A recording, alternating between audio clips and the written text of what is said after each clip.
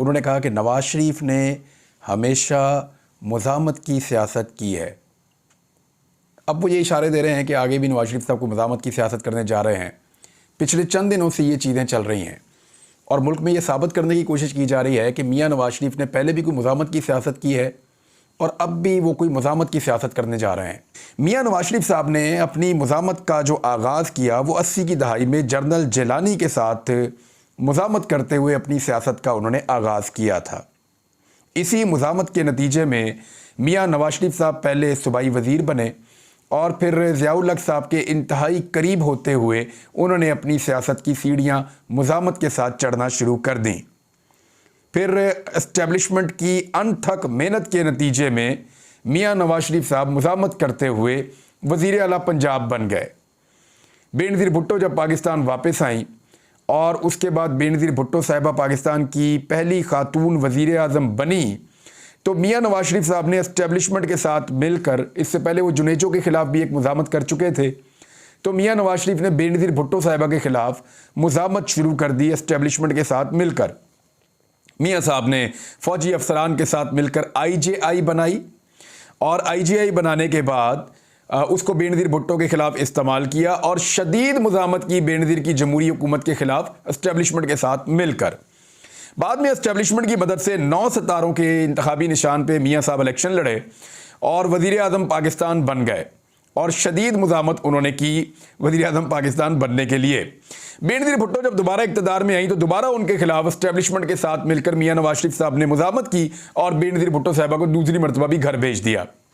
मियाँ साहब एस्टेब्लिशमेंट की मदद से मुज़ाहमत करते हुए 2/3 अक्सरियत के साथ पाकिस्तान के वज़ीर आज़म बन गए दूसरी मरतबा।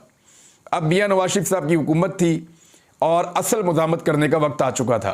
मियाँ साहब अमीरुल मोमिनीन बनना चाहते थे, लेकिन हुआ ये कि परवेज़ मुशर्रफ साहब के साथ इनका फड्डा हुआ।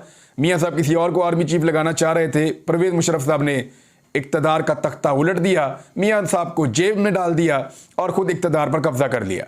यहाँ मियाँ साहब को मुज़ाहमत करनी चाहिए थी, तो मियाँ साहब ने ज़बरदस्त मुज़ाहमत की और मुज़ाहमत करते हुए एक डील की, गारंटियाँ दी, खतूत दिए और उसके बाद मियाँ साहब शदीद मुज़ाहमत करते हुए सऊदी अरब रवाना हो गए।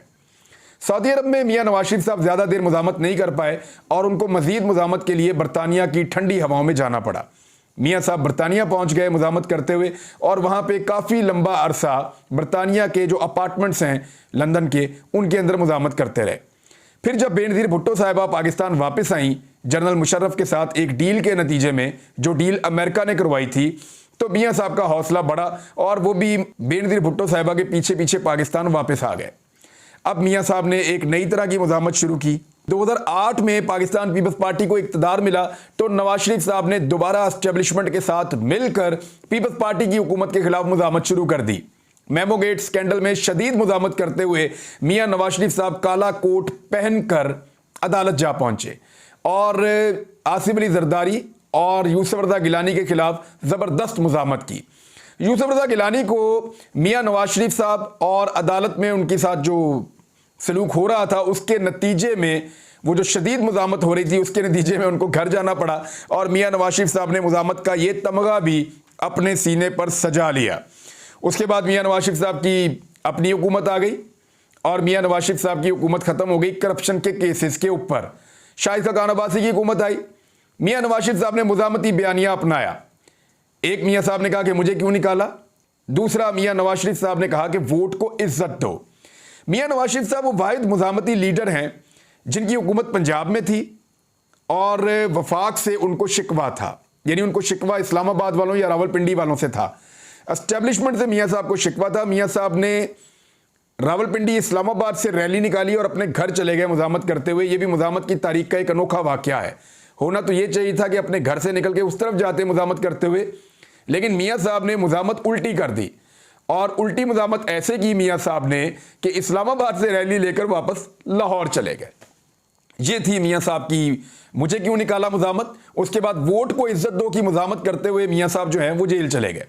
जेल में मियाँ साहब ज़्यादा देर मुज़ाहमत नहीं कर पाए और फिर मियाँ नवाज शरीफ साहब ने एक डील की। उस डील के नतीजे में 2019 में मियाँ नवाज शरीफ साहब दोबारा मुज़ाहमत करने के लिए बरतानिया चले गए। वहाँ मियाँ नवाज शरीफ और यहाँ पे उनकी औलाद बिल्कुल खामोश हो चुकी थी। इनके ट्विटर बंद हो चुके थे। बहुत कम कभी कोई बात मनवानी होती थी तो एक आधा स्टेटमेंट दे देते थे। ये खामोश मुज़ामत कुछ अरसा जारी रही और उसके बाद इमरान खान साहब की हुकूमत के खिलाफ या उस हुकूमत को गिराने के लिए बकौल मौलाना फजलुर रहमान और बहुत सारे ऐसे लोग जो अब पीडीएम का हिस्सा हैं, उन लोगों ने अब गवाही दे दी है कि उस वक्त एस्टेब्लिशमेंट ने जब ग्रीन सिग्नल दिया कि इमरान खान साहब की हुकूमत को गिरा दिया जाए तो एक मरतबा फिर मियां नवाज शरीफ साहब ने एस्टेब्लिशमेंट के साथ मिलकर मुज़ामत का मोर्चा संभाल लिया। फिर इमरान खान साहब की हुकूमत गिर गई और मियां नवाज शरीफ साहब की पाकिस्तान में हुकूमत आ गई। मियां नवाज शरीफ साहब के भाई को वज़ीर आज़म पाकिस्तान बनाया गया और मियां नवाज शरीफ के भाई ने पाकिस्तानी अवाम के खिलाफ शदीद तरीन मुज़ामत की।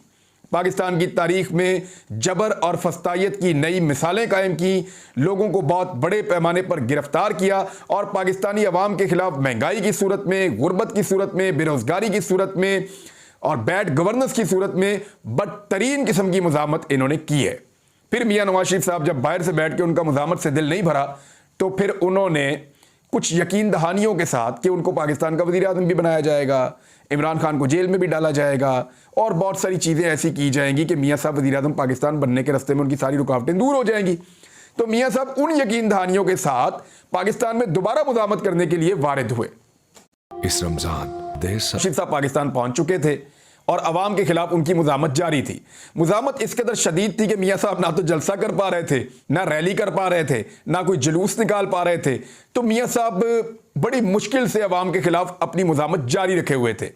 फिर हमने देखा कि कैसे मुज़ामत की गई, कागजात छीने गए, बंदे अगवा किए गए, बंदों की वफादारियां तब्दील करवाई गई, कैंडिडेट्स उठा लिए गए, किस कदर बदतरीन धांधली हुई। ये मियां साहब ने एक ज़बरदस्त मुज़ामत की मिसाल कायम करते हुए दोबारा अपने भाई को वज़ीर आज़म और अपनी बेटी को वज़ीर आला पंजाब बना दिया।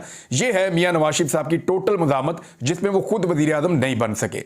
आज वही मियां नवाज शरीफ मुज़ामत की एक नई तारीख रकम कर रहा है। कैसे? ख़वातीन को और कमज़ोरों को जेलों में बंद रख के, पाकिस्तानी शहरियों के ऊपर जुल्म और सितम के पहाड़ तोड़कर, ये अपनी अना को तस्कीन देने के लिए अब एक और मुज़ामती बयानिया जो है उसको चला रहे हैं। लोग बेवकूफ़ नहीं है राणा सनाउल्लाह साहब या मियां नवाज शरीफ साहब, लोग बेवकूफ़ नहीं है, वो आपको पहचान गए हैं, आपको जानते हैं। अगर आपने मुज़ामत करनी है तो आज आप लोगों का मैंडेट उनको वापस करें, आप अपनी शिकस्त तस्लीम करें, आप हुकूमत को छोड़ दें, अवाम के बीच में आए, शायद आपकी इज्जत बहाल होना शुरू हो जाए। लेकिन इस वक्त आप जो कर रहे हैं यास्मीन राशिद के साथ, जो आप कर रहे हैं सनम जावेद के साथ, जो आप कर रहे हैं आलिया हमजा के साथ, ये जुल्म तारीख के अंदर लिखा जा रहा है। उन खवातीन को आप अभी तक नहीं तोड़ पाए। आपको मुज़ामत की अलिफ बे का भी नहीं पता। जिस वक्त ज़रा सी हवा डील की चलती थी ना तो 2-2, 3-3 महीने मरियम नवाज का ट्विटर बंद हो जाता था। आज तक एक तस्वीर आप रोती हुई सनम जावेद की नहीं निकाल पाए, आलिया हमजा की नहीं निकाल पाए। वो आज भी इमरान खान का सूट पहनकर जेल से निकल कर पेशी के लिए आई थी। आलिया हमजा जो हैं उन्होंने आज भी अपने हाथ के ऊपर इमरान खान का नाम और पीटीआई लिखा हुआ है। देखें, अब ये खवातीन जो हैं इन्होंने मुज़ामत की एक मिसाल कायम की है और इन खवातीन की जो एक तस्वीर आती है ना, वो सारी की सारी टिकटॉक वाली मेहनत पे पानी फेर देती है।